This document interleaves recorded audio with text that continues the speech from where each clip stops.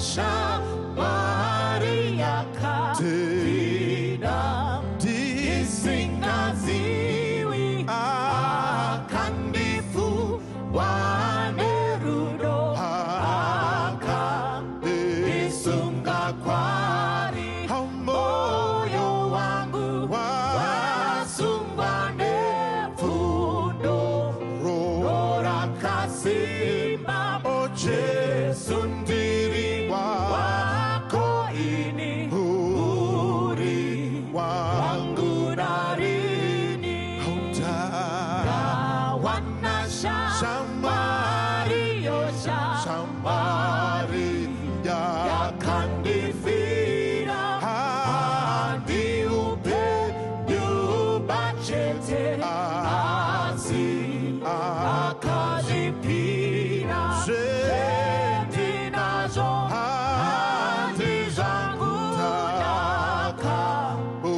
uchengetera moyo simba upenyuze seseke zake narini utawana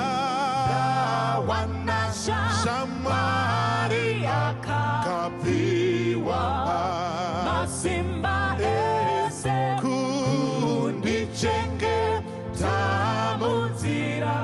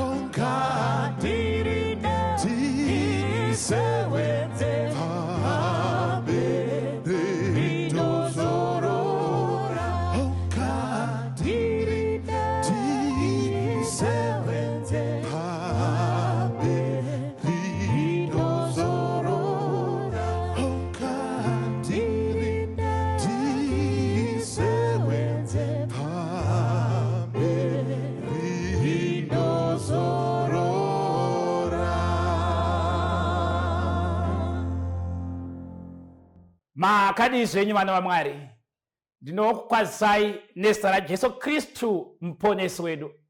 Mwari ngaavongwe naJesu Kristu Ishe wedu, iye akazvipa nokuda kwedu kuti atisunungure kunyika yakaipa yazvino, kuti atisunungure kuzvivi. Inzwai vana vaMwari, panyika ino zviripo zvakasunga vana vaMwari, asi chinangwa chihombe Kristu wakazvipa nokuda kwake kuti atisunungure.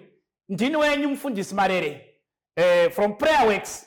Toda kutenda nemhaka yekuti tiri kuenderera mberi nemumaridzo dzedu dzine chekuita nekusunungurwa kwevakatapwa newakaipa. Musoro wanhasi tichabata musoro wenyaya unoti iwo madanho ekusunungurwa kwako. Mumaridzi yapfuura takabata nyaya dzeavo vakasungwa newakaipa panzvimbo muzvimiro zvakasiyana siyana. Saka toda kubata kuti vanosunungurwa sei. Yes, tinonamata, asi pane zvinofanira kuti zviitike kuti vana vaMwari vasunungurwe. Muimbi warwiyo anotiye ndinoda rimire moto rakapenyera vatsvene rikaita kuti vadedenga nekushinga mudambudzo. Saka tinoda kuti Mwari vatipe mweya wavo mutsvene utitungamirire parwendo urwu rwekusunungurwa kwevana vaMwari. Tisatanyire kuenda kumberi, regai tinamate.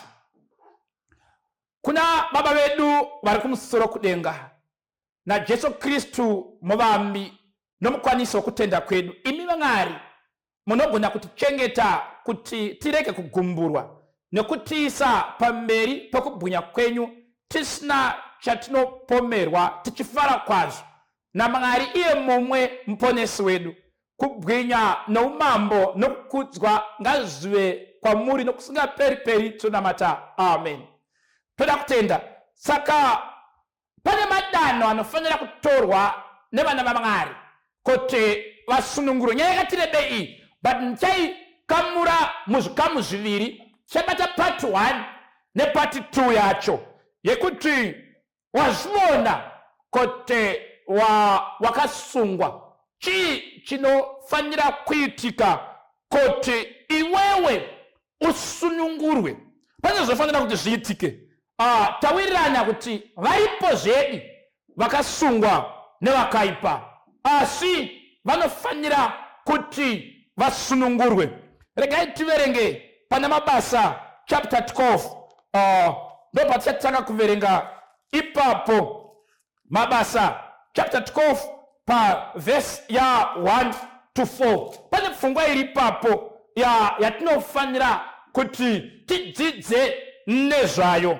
Mukaverenga pa verse ya 1 inotiyo, zvino nenguva inenge iyeyo mambo Herodhi akatambanudza mavoko ake kuti atambudze vamwe vekereke. Akauraya Jakobo mukuru waJohani nomunondo.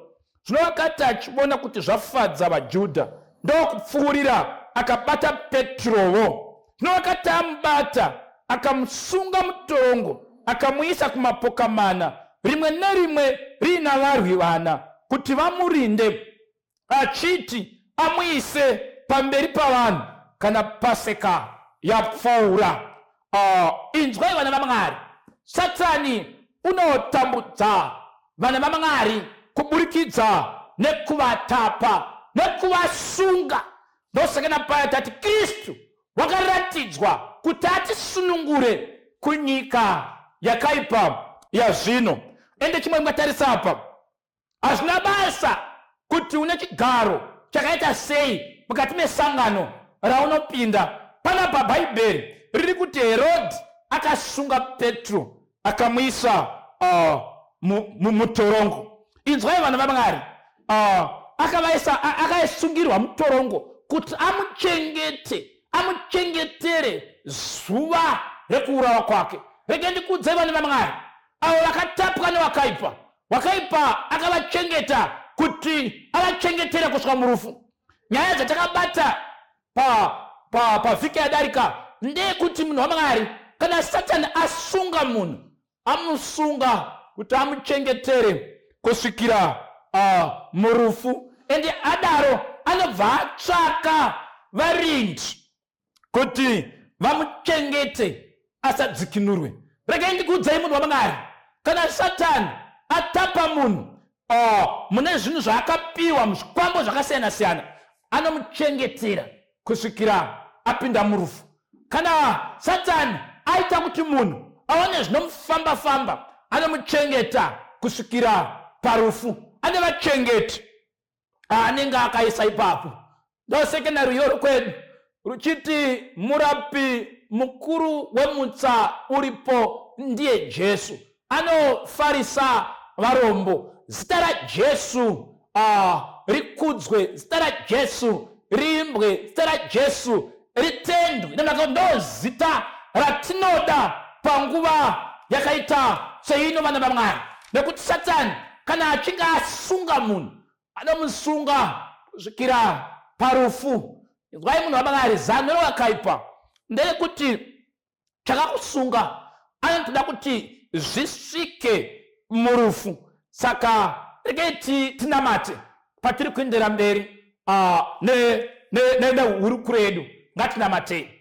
Baba vangu vari kumusoro kudenga, naJesu Kristu muvambi nomukwanisi wekutenda kwedu, chandokumbira Mwari panguva ino, itai kuti kuparidza kwangu nekutaura kwangu asawa mashoko ekugombedzera euchenjeri hwavanhu, asi ngave kuratidza kwesimba nekwemweya waMwari, kuti kutenda kwevanhu venyu kurege kuzendama kana kuti kurege kumira pauchenjeri hwavanhu, asi musimba raMwari. So that, dear Lord, the power of the gospel needs to be demonstrated in the deliverance of your people. Nezera Jesu Kristu muponesi wetu namata. Amen. Inzwai vana vaMwari, pane varindi vakaiswa muupenyu hwako kuti vakuchengete mutorongo rawakaiswa newakaipa. Vamwe vane pavakasungwa napo pakaipa, but wakaipa asi vakadaro anotsvaka varindi vanochengeta kuti vanhu vaMwari vasabude. Maona here pana Peter kuti kunotsvakwa masoja magadhijeri 18, mamwe acho anga akasungwa nevacheni nengetani pamuviri waPetro kuti zviitwe sei kuti asabude. Saka inzwai vana vaMwari, izano rowakaipa kuti vakatapa vasapukunyuka vasabude kusvikira marufu, zvakare kusvika pakusapinda mukati mazambara matsvene. Mamuchizvisire vana vaMwari kuti Satani akatsamwa zvokuti dai aigona kuuraya Mwari angadai akamuraya, but Mwari ngaatendwe. Tina Jesu wakazvipa nekuda kwake kuti atisunungure kunyika yakaipa zvino, kuti agotiisa pamberi pekubwinya kwake tisina chatingapomerwa. Saka pane varindi vakasiyana-siyana vakaiswa kuti vachengete vana vaMwari vari muutapwa hwevakaipa. Vamwe murindi imhaka yekusatenda. Kune vamwe vanofunga kuti nyaya dzavo hadzigadziriki, saka vakaipa akavavharira mutorongo wekusatenda kuti vafunge kuti nyaya dzavo hadzigadziriki. Vamwe vakavharirwa mutorongo rekuti havana Jesu mukati meupenyu hwavo, saka wakaipa ane varindi vakaisa pamukova kuti vana vaMwari vasasunungurwa. Vamwe havazivi kuti zviri kuitika pavari izvi mweya wetsvina vanofanira kusunungurwa, saka vakaipa akavavharira mutorongo reignorance. Havazivi kuti zviri kuitika izvi zvinoda Jesu kuti avasunungure. Vamwe vakavharirwa mutorongo rekusaziva Mwari.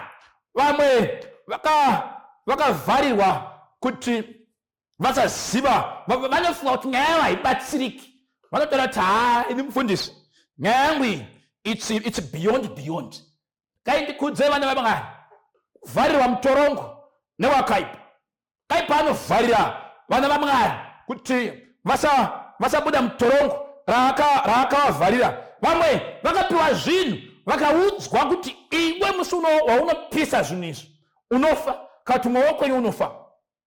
Saka nemhaka yemashoko iwayo itorongo ravakavharirwa. Bhaibheri riri kuti Herodhi akati atora Petro akamuisa mutorongo, haana kumuisa mutorongo chete, akabva atsvaka varindi vakamuvharira kuti asabude. Saka vamwe vakavharirwa mutorongo rekuti havabudiriri pazvinhu zvavo paupenyu. Kana maexaminations asvika ndopaanorwara ipapo.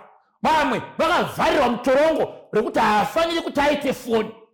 Chero mukamutengera, chero mukadini, munozongoona asina. Why? Hapafaniri paine communication kuti awane rubatsiro. Umwe akavharirwa mutorongo rekuti haana maimportant document. Iwe unogona kubirwa passport yapedza kudhindwa visa 10 years. Wakavharirwa mutorongo kuti zvinhu zvako pazvoda kuti zvifambe hazvifambi. Hausati wazviona here munhu waMwari kuti umwe akavharirwa mutorongo rekuti akuda kundoroorwa ndopanobiwa mari yeroora ipapo.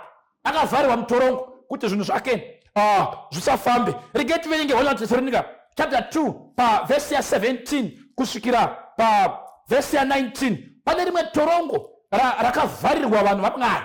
Saka Satani anomeka sure kuti vanhu vaavharira, anovavharira mutorongo obva aisa murindi. Regai tuverenge 1 chapter 2 pavhesi ya17 kusvika pavhesi ya19.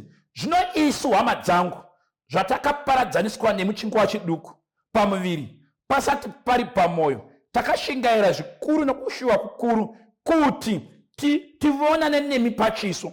Naizvozvo taida kuuya kwamuri ini Pauro, kamwe kuuya kwamuri ini Pauro zvekaviri, asi Satani wakatidzivisa. Usatombozviona here kuti munhu anoona kuti appointment yamufundisi vaya kuzonamata kumba kwavo, anoona kurasikirwa nefoni namba dzacho. Unongoona zvimwe zvinhu zvinoitika zvosinganzwisisi. Pane murindi akaiswa kuti urege kusunungura munhu waMwari. Itsika yaSatani yokuisa varindi kuti vanhu vaMwari vasawana kusunungurwa. Regai tiverenge Jesu muponesi wedu paanofa, ndi Satani wakamuraisa pamuchinjikwa. Although iye hake anga aine zano rekuuya kuzomutsa nekuponesa vanhu nekuti vasunungurwe pazvivi zvavo. But inzwai pana Mateo chapter 27 pavhesi ya62 kusvika pavhesi ya66. Regai ndiverenge makateerera. Inotiyo fume mangwana ndiro zuva rakatevera zuva rekugadzirira, vaprista vakuru navaFarisi vakaungana kuna Pirato vakati, Ishe, tinorangarira kuti munyengeri uyu achiri mupenyu. Wakati mazuva matatu apfuura ndichamuka. Saka rayirai kuti bwiro buchengetwe kusvikira pazuva retatu, kuti vadzidzi varege kuuya kumuba vagoti kuvanhu, wakamutswa kuvakafa, kurashika kwakupedzisira kukazopfuura kwokutanga. Pirato akati kwavari, imi muna varindi, endai muhuchengete sezvamunoziva. Vakaenda vakandochengeta bwiro, vakaisa chiratidzo chokusimbisa pabwe varindi vanavo. Uri kuona here panapa vana vaMwari kuti Jesu afa pamuchinjikwa, riri zano raMwari rekuponesa vanhu, but influence yaSatani yakaenda kumaleaders ekuva iyoyo. Vakatoita meeting kuti munyengeri uyu vakataura kuti nezuva retatu wakati achamuka. Vakarayira kuti paitsvakwe varindi vekurinda kuti Jesu asamuke. Muri kuonera apa vana vaMwari kuti Satani anotsvaka varindi. Jesu aifanira kumuka kubva kuguva, but unoita zano rekutsvaka murindi kuti asamutendera kubuda mukati mebwiro. Inzwai pana Mateo 28 pavhesi 11 to 14. Zvinova chiri munzira, vamwe varindi vakasvika muguta vakaudza vaprista vakuru zvose zvakaitwa. Vakati vaungana navakuru, vakarangana, vakavapa varwi mari zhinji, vachitaurai muchiti vadzidzi vake vakauya usiku vakamuba. Isu tivete kana zvikazikamwa nomubati tisamutendesa. Imi murege kusungirwa mhosva. Muri kuonere zano raSatani rekutsvaka kuisa varindi paresurrection yaJesu. Saka randikudze vanhu vaMwari, pamasteps ekudzikinurwa kwemunhu panofanira kubviswa varindi vakakurindira mudambudziko rako kuti usasunungurwa. Inzwai pana John chapter 11 pavhesi ya39 kusvika pavhesi ya41. Inoti Jesu akati, bvisai ibwe. Martha hanzvadzi yowafa akati kwaari, Ishe, wotonhuhwa zvino nokuti wana mazuva 4 okufa kwake. Jesu akati kwavari, handina kukuudza here kuti kana ukatenda uchaona kubwinya kwaMwari? Ipapo vakabvisa ibwe. Zvino Jesu akatarira kudenga akati, Baba, ndinokuvongai nokuti mandinzwa. Muri kuonerapo Lazarus wafa, mapedza kuviga munhu panoiswa dombo rekuti asamuke kubva mubwiro. Saka Kristu paanosvika manje anoti tsatamutsa munhu panofanira kubviswa ibwe. Maybe muchigere kubata nyaya nhasi vana Mwari tiri kuti kana Satani aisa munhu muutapwa hwake, kana Satani atora captive, anotsvaga magadhi anomuchengeta kuti asasunungurwe. Saka dzimwe nguva munhu waMwari unogona kunge uri kunamatirwa kuti dambudziko rako ripere, risiri kupera. Chii chiri kunetsa? Hapasati padhiliwa nevarindi, hapasati pabviswa varindi. Patichata papati 2 muchaona kuti Peter kuti abude mutorongo paifanira kutanga pagadziriswa nyaya yevarindi. Titoseri vanhu vaMwari. Saka kuti munhu waMwari asunungurwe panofanira kutanga pabviswa murindi, chakakurindira kuti urambe uri mudambudziko rake. Mukatarisa nyaya yepana John chapter 5, nyaya yemunhu uya aive nekurwara kwake zvakada kuti aite 38 years ari pabedside. Inyaya yekuti paine murindi anga akamuchengeta ipapo. Mukaverenga Mabasa chapter 16 Mark verse 25, vana Paul na Silas vava vari mutorongo vachiimba, asi chakaitika Mwari akatanga dhila nevarindi. Saka maridzi yanhasi vanhu vaMwari, Satani ane vanhu vakavharira mutorongo yake, but vanhu ivavo havagoni kubuda muutapwa hwakaipa unless and until padhiliwa nevarindi.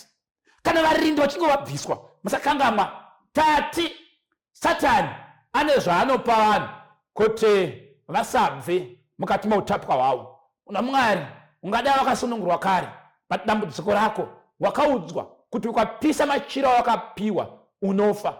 Murindi akakuisa kuti akuchengete. Rega tipinde munyaya muone kuti zvedu Satani anoisa vanhu mutorongo, aisa vanhu mutorongo, ane varindi vanoisa pamukova kuti vanhu vaMwari vasasunungurwe. Rega tibate one munhu mukati meBhaibheri kuna Genesis chapter 35. Pane nyaya iripo, tina Jacob. Pamudzimai waJacob ainzi Rachel anga aine dambudziko raanga ainaro.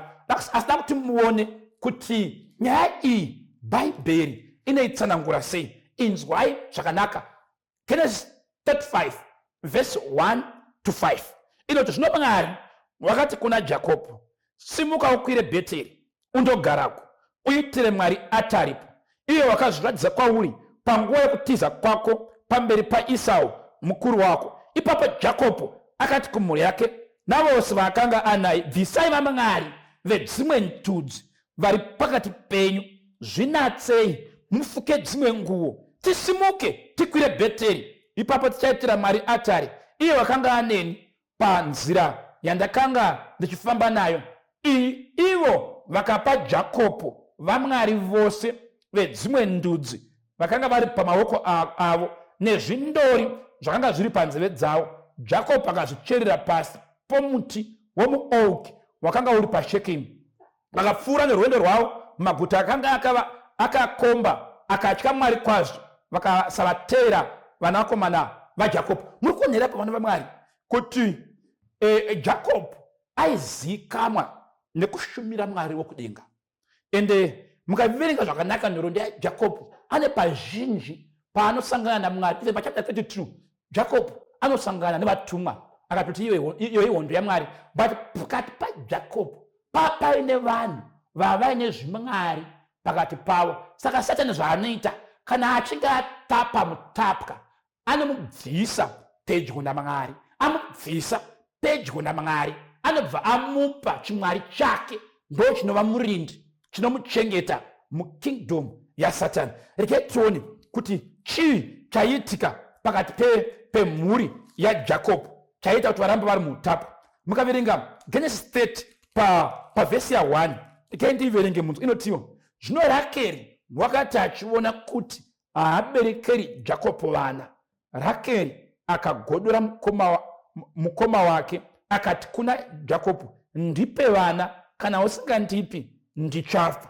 Saka kazhinji kacho chinoita kuti vanhu vaMwari vazhinji, vanhu vese vapinde musungwa waSatani. Vamwe vacho, kwete vese, teerera zvakanaka mutairi achitaura, anenge aine dambudziko raanenge ainaro. Aita dambudziko, anotanga kutsvaka masolution. Saka apo watiri kutuverenga nezvake anonzi Rachel. Inzwai pavhesi ya3. Ipapo Jacob akatsamura Rachel akati, ndiri panzvimbo yaMwari kani wakakushayisa chibereko. Iye akati, woye muranda. Saka panapa dambudziko raRachel ranga riri kushayiwa mwana. Regai tiverenge chapter 31 yaGenesis verse 1 to 3. Zvino wakanzwa mashoko avanakomana vaRabhani vachiti, Jacob wakatora zvose zvaiva zvababa vedu, wakazviwanira pfuma yose iyi kune zvaiva zvababa vedu. Jacob akaonawo kuti chiso chaRabhani chakanga chisakaita kwaari sapakutanga. Jacob akati, Jehovha akati kuna Jacob, dzokera kunyika yamadzibaba ako nokuhama dzako, ini ndichava newe. Saka panapa tina Rachel, mudzimai waJacob, dambudziko rake nderekushayiwa mbereko, pachirungu inonzi barrenness. Saka vakudzokera manje kumusha. Chii chinoitika vakudzokera kumusha? Genesis 31 pavhesi ya 19 inoti iyo, zvino Rabhani wakanga aenda kundovevura makushe amakwai ake. Rakeri akaba chifananidzo chainamatwa chababa vake. Saka akuenda, Bhaibheri rinoti Racheri akaba chifananidzo chainamatwa chababa vake. Vhesi ya 30 inoti iyo, pachapter 31 iyoyo yaGenesis inoti iyo, zvino kana wakada kuenda hako zvawakanga uchishuwa zvikuru imba yababa vako, wagobireko vamwari vangu. Verse 34 inoti iyo, zvino Racheri wakanga atora vamwari akavaisa muchigaro chekamera akagara pamusoro pazvo. Rabhani akabata-bata pose mutende asi haana kuzviwana. Reke nditsanangure kuti vamwe vanzwisise. Saka panapa Rachel anga ane dambudziko rekusabereka mwana, anoba chimwari chababa vake. Mukanodza zvakanaka, chimwari ichi chinonzi changa chiri chimwari chefertility, chekuti abereke. But unfortunately nguva yese akachiba haana kubereka mwana. Titoseri vateereri. Saka inzwai vana vaMwari, kune vanhu vazhinji vakaita madambudziko akasiyana-siyana kusvika pakundotora zvimwari.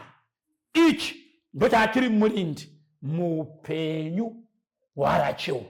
Danga ari mazuva ano taiti Rachel akatsvaka chikwambo chekumubatsira kuti abereke mwana.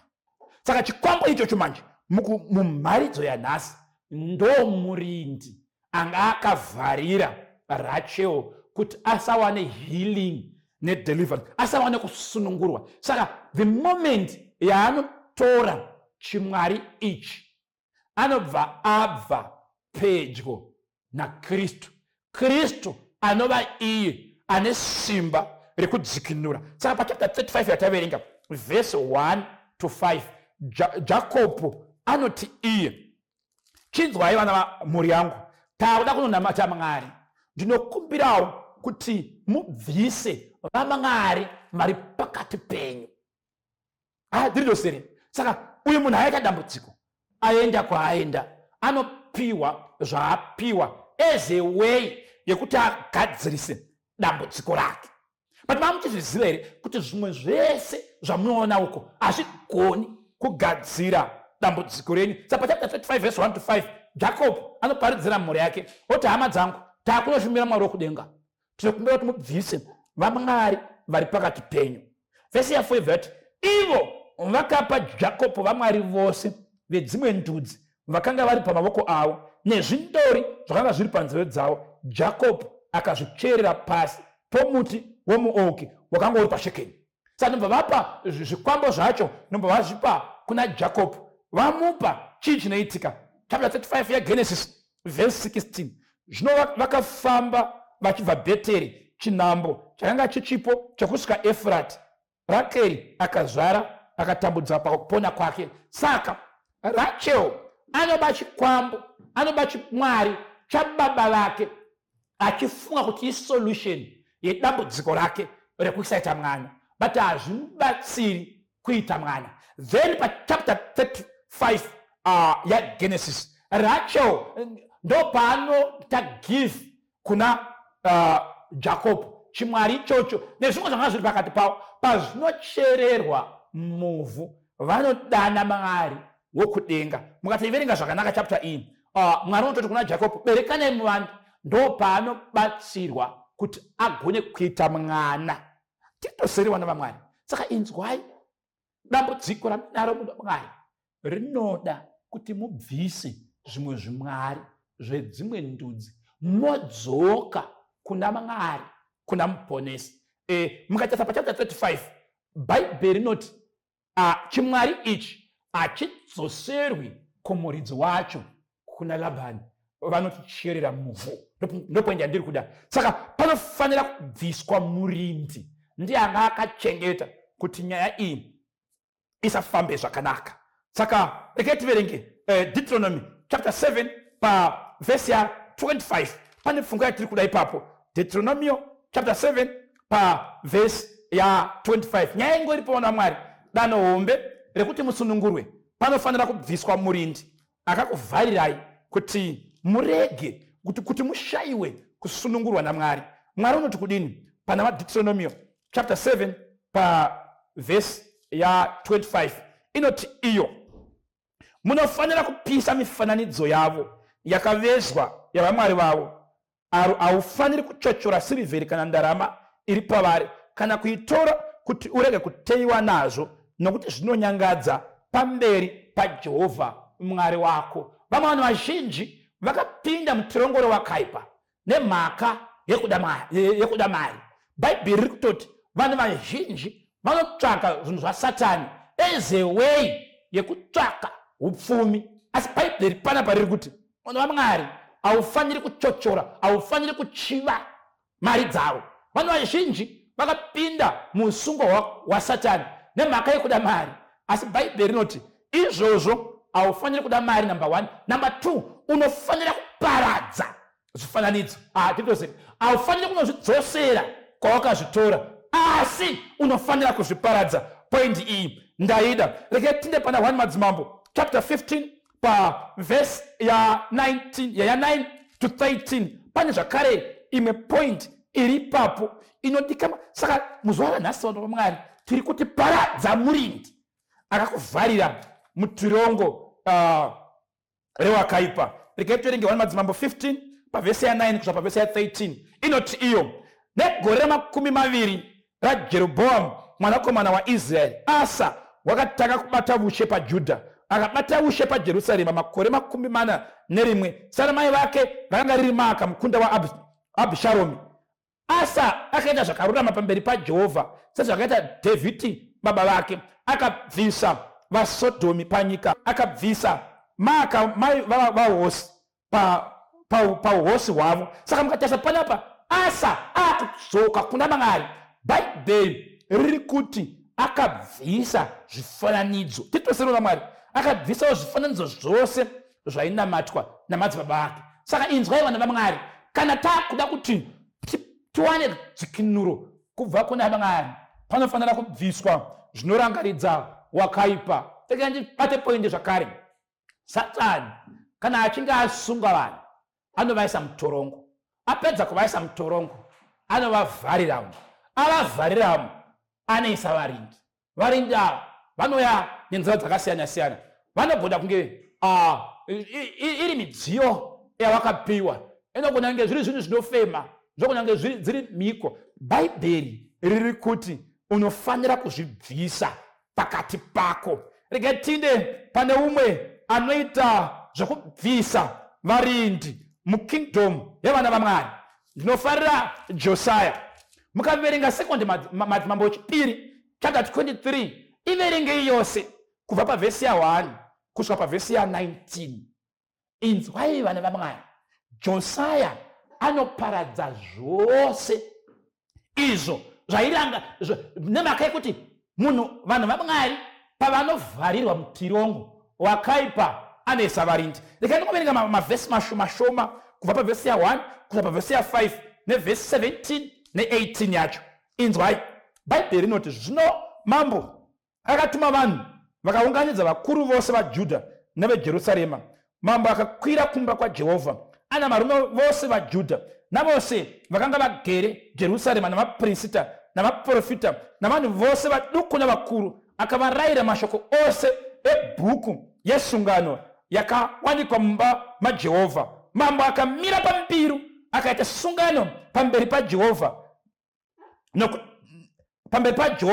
nokuchengeta mirayiro yake nezvipupuriro nezvakatemwa nemwoyo wake wose nomweya wake wose, kuti asimbise mashoko esungano iyi akanga akanyorwa mubhuku iyi. Vanhu vose vakasimbisa sungano iyi. Ipapo mambo akarayira muprista mukuru Hikia navaprista vaimutevera navatariri vemukova kuti vabudise patemberi yaJehovha nhumbi dzose dzakanga dzaitirwa Bhaari naAshera nehondo dzose dzokudenga, akadzipisa kunze kweJerusarema muruwa rwaKidhironi, akaisa madota adzo paBheteri, akaparadza vaprista vezvifananidzo. Muri kuona here vanhu vaMwari kuti pamasteps edeliverance atiri kubata tiri kuti munhu waMwari pane zvinhu zvaSatani zvavakapiwa zvinofanira kuparadzwa.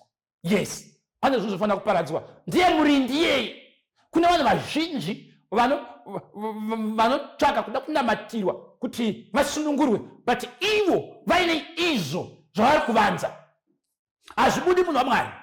Panofanira kuparadzwa varindi, panofanira kubviswa varindi, panofanira kubviswa ibwe. Zvinhu zvawinazvo munhu waMwari. Rachel, kuti Mwari azofamba zvakanaka naJakobo, aifanira kurasha chimwari chaanga aba kuna baba vake, aifanira kurasa chikwambo. Inzwai vana vaMwari, izvozvo ndozvokona kuita kuti uite kunge usingadzikinuriki. Why? Pane varindi vakarinda pamukova. Saka iwewe hausi kudhila nevarindi. Saka mukatasa pana paJosaya anoparadza zvose. Ende ona ipfuka datira bechita haadzoseri zvinhu izvi kwazvakabva. Kana paya kudzikinurwa munhu zvinopiswa munhu waMwari. Yes, zvofanira kupiswa. Inzwai pavhesi ya 17 na 18 notiyo, zvino akati shongwe iyi yandinoona ndeiko? Vanhu veguta vakati kwaari, ndiro rinda romunhu waMwari wakadeya kubva kwaJudha, akaparidza zvinhu izvo zvamakaitira atari yaBheteri. Akati angazorera hake. Josiah akaita reformation pakati pevana vaMwari to the extent ekuti vakatsvaka pose pose kusvikira vasvika parinda, akafunga kuti maybe chifananidzo aida kuti riparadzwe. Vanzi no, iro irinda remunhu waMwari, kuvanzereka yakazorore. Inzwa munhu waMwari, unofanira kuparadza zvose zvawakapiwa kukingdom yewakaipa sechirangaridzo. Unofanira kuzviparadza munhu waMwari kuti wane kusunungurwa. Saka Josiah, muverenge pana 2 Kings chapter 23 verse 1 to 19, akaparadza zvose kusvikira vafunga kuti maybe rinda rine chekuita nekutapa kwavo, nekuti chanamba chichibata pfungwa iyi. Satani zvaanoita kana atapa munhu anomuparadzanisa ukama hwake naMwari. Aparadzanisa ukama hwake naMwari, anomuvharira mutorongo. Avharira munhu mutorongo, anomuisa, anomupa varindi. Regai tiverenge Mabasa chapter 19 pa verse ya 19. Muone vamwe varindi vanopiwa vanhu vaMwari, kuti vana vaMwari kuti varambe vakavharirwa mutorongo yewakaipa. Inzwai pana Mabasa 19 pa verse ya 19 inotiyo, navamwe vazhinji vaiita vun'anga vakaunganidza bhuku dzavo vakadzipisa pamberi pavose, vakaverenga mutengo wadzo vakawana kuti waya masirivheri ane zviuru zvina 50. Imagine that value. Regai ndikuudzei munhu waMwari, mune mabhuku amakapiwa newakaipa. Mabhuku iwayo munhu waMwari, murindi akakuchengetedza, akakuvharira kuti unge uri mutorongo yewakaipa. Saka Satani ane zvaanopa vanhu sevarindi. Umwe wakapiwa machira, wakaudza kuti machira aya, machira matima matsvuku, akanzi ndaanokuchengeta. Chimwari chawakapiwa kuti chikuvharire mukati metorongo chinofanira kuparadzwa, chinofanira kubviswa. Umwe akapiwa tambo, umwe akapiwa zvivharo, mumwe akapiwa chikwambo, mumwe akapiwa ruoko rwekudo, mumwe akapiwa mvere dzeshumba. Regai ndikuudze munhu waMwari, ndiye murindi akakuvharira kuti usabude mukati metorongo rawakavharirwa newakaipa. Saka step yacho panofanira kubviswa murindi, panofanira kubviswa dombo. Kristu haana kumuka muguva dombo risati rabviswa. Pakatuma mutumwa akauya akabvisa dombo pamukova webwiro. Dombo parakabviswa, Kristu akamuka. Even Lazarus, izwai munhu waMwari, Kristu anoti tangai mabvisa dombo. Vapedza kubvisa dombo, vakarayira kuti Lazarus amuke, zvedi akamuka. Izwai munhu waMwari, panofanira kubviswa murindi. Vamwe hamuna kupiwa zvinobatika, mune mhiko dzamakaudzwa kuti mudziite. Vamwe makatemerwa nyora, zvinounza urombo kunzwa kuti pamupacho panotemerwa nyora munhu waMwari panotyisa asi munhu waMwari pane dzikinuro inowanikwa muna Kristu Jesu. Vamwe vacho mune matatu avakapiwa. It's why munhu waMwari panofanira kubviswa murindi. Kana pachinge pabviswa murindi tonamata mosunungurwa. Saka step yakakosha yekusunungurwa kwako munhu waMwari zvese zvinorangaridza sungano newakaipa zvinofanira kuparadzwa. Moita sarudzo yekutevera Kristu.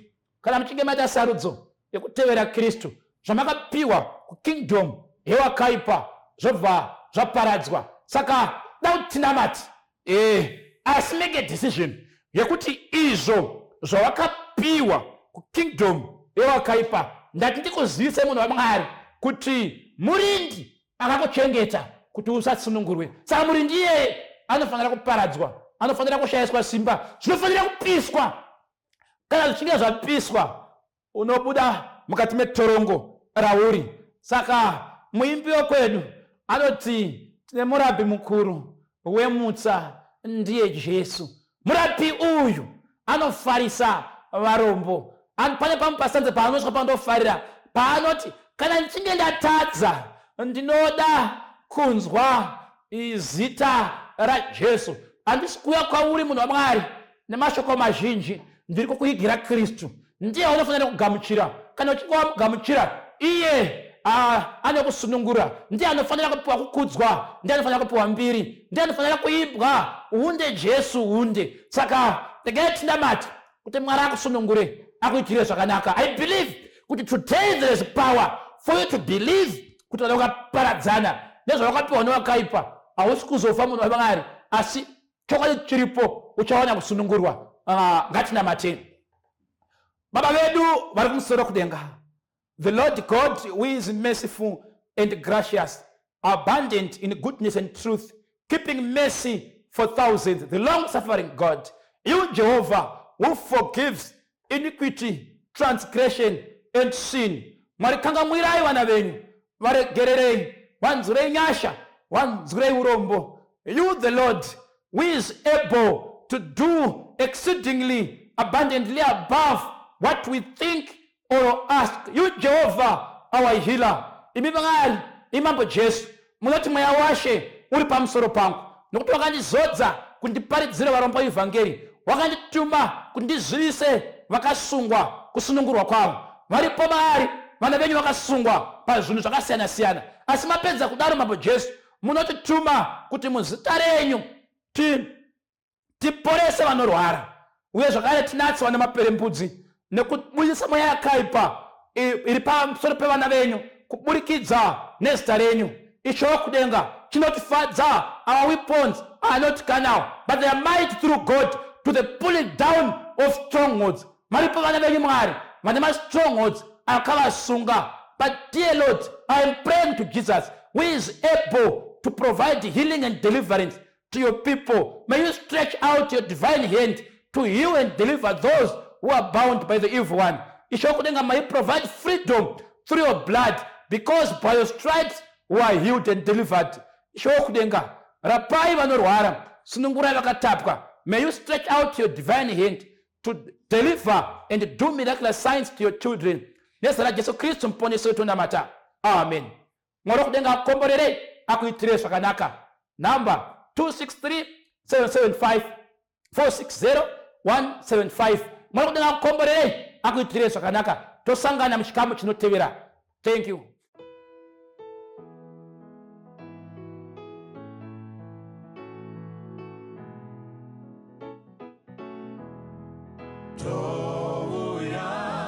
Kumchinjiko ubofu neurombo hadini chimwe chiro asiru pone soroto nosimbi rakunewi yenye pakalvari Pasimu ndipo beseini Jesu ndo tukuchemera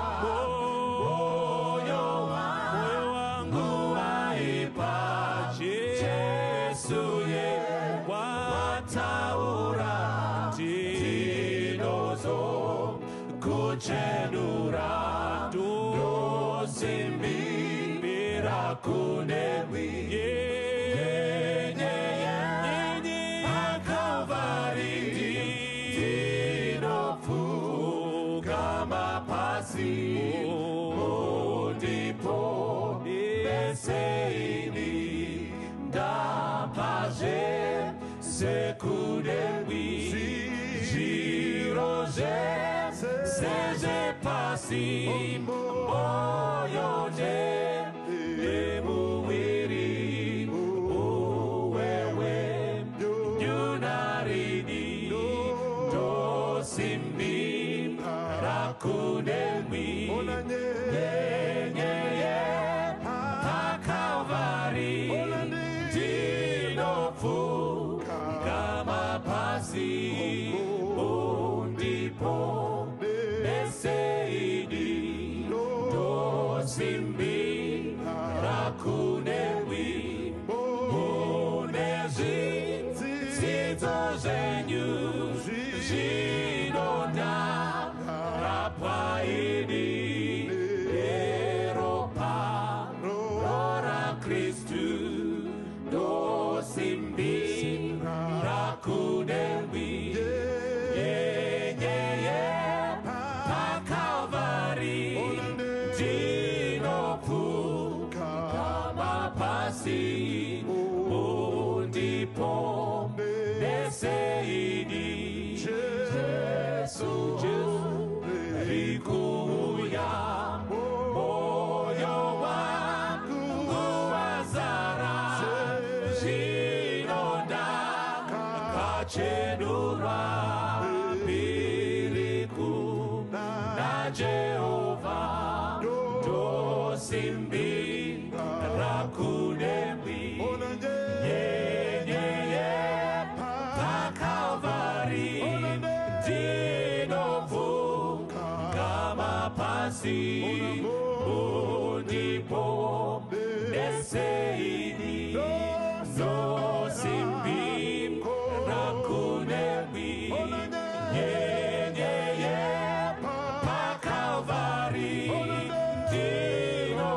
ndinopfugama pasi ndipo peseini ndosimbi rakunewi yenyeye pakalvari ndinopfugama pasi ndipo peseini ndipo peseini ndipo peseini